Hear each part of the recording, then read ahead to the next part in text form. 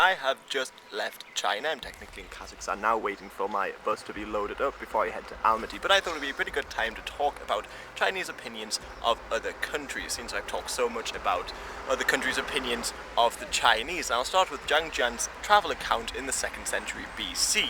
Now, he travelled all around Asia, but he travelled to Bactria, which was then ruled by the Greeks, and he said that they were very smart when it came to commerce, but pretty bad soldiers. In Central Asia, he said that they had hundreds of thousands of archers. He said that the Seleucid Empire was hot and damp and ruled by petty chiefs. He said that India was also hot and damp, but knew that they fought with war elephants.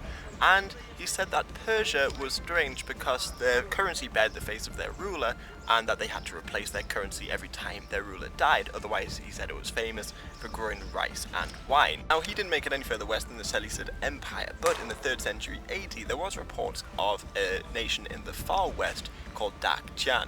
Now, it had 400 cities. Its capital was protected by stone walls and located near a river. They had multi-story public buildings. They beat drums, flew flags, and their rulers weren't permanent and could be replaced after a disaster. He also said that it was divided into a lot of small kingdoms. They travelled around in carriages and produced 5 grains and a lot of bows and arrows.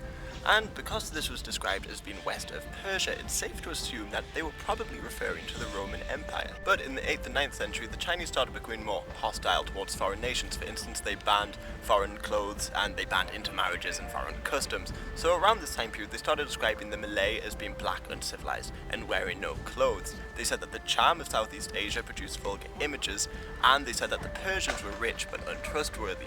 And around this period as well, they also had puppet shows which portrayed Westerners as drunkards. But in the 15th century, when Zheng He was exploring, the reports varied greatly about different nations. For instance, the Sri Lankans were described as insignificant worms deserving to die 10,000 times over, trembling in fear.